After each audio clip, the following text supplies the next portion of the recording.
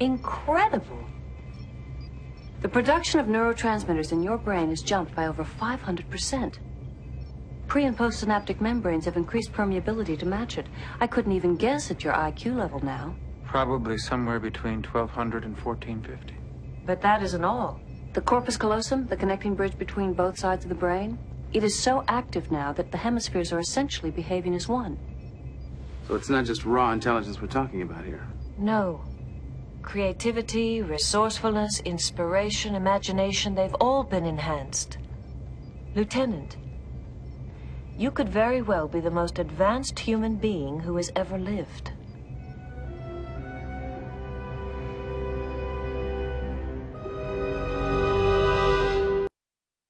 Let's get to the neurology, and one group of patients we have studied is split brain patients or commissurotomy patients. These are people whose corpus callosum has been cut, and anterior commissure and massa intermedia whenever encountered. So essentially you're doing a karate chop right through the head and creating two human beings in one body, in one skull, two spheres of consciousness. Now, many experiments have been done on these people, and I asked myself a very simple question. Okay, you've created two people here. What about their personalities? Do they have different personalities? What about their aesthetic preferences? Does one like blondes and the other like brunettes, for example? One like chocolate and the other like vanilla? What happens? So we tried these experiments, and what we did was we had to first train the right hemisphere to communicate with us. In fact, the right hemisphere can read simple commands, simple words, simple sentences, and then you ask a question and say, point to a box, yes, no, I don't know, because it can't talk. The right hemisphere cannot talk, but it can comprehend simple semantics, simple questions. Left hemisphere, of course, can talk, so you can present boxes, yes, no, I don't know. So we asked, for example, are you at Caltech? And the right hemisphere pointed to yes. Are you on the moon? It said no. Are you in California? It said yes. Are you asleep? It said no. Then I said, are you a woman? And the patient was male. And he pointed to yes, and then started chuckling and laughing. So at least the right hemisphere has a sense of humor. Okay. Okay, so now comes the big question. What if you ask, do you believe in God?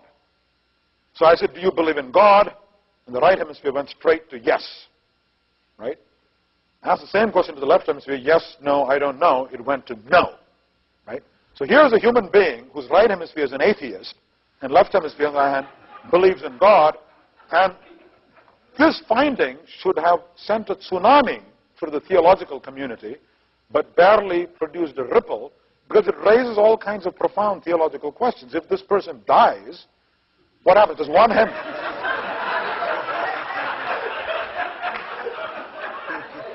hemisphere go to heaven and the other go to hell? I don't know the answer to that.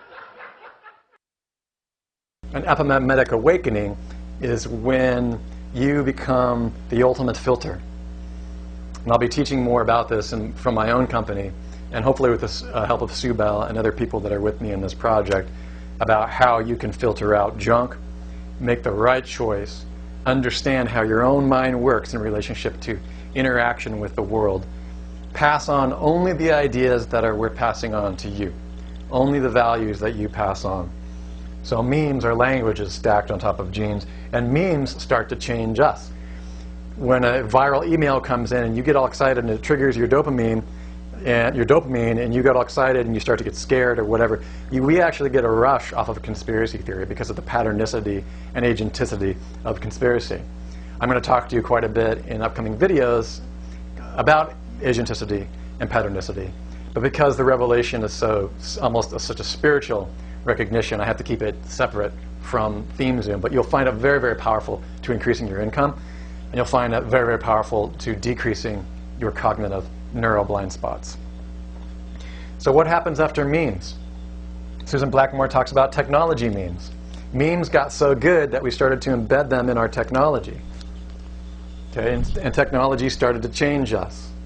And whether we're texting while driving and getting a Darwin Award for that, or hunching over a computer, where my yoga teacher, Michelle Edwards, in the yoga line, has pointed out that over the last 30 years, our whole structure of our back has changed because we're hunching over a computer. That's a physical body mapping issue that we talk about in Jean Lanier's friend's book, Sandra Blakesley, The Body Has a Mind of Its Own.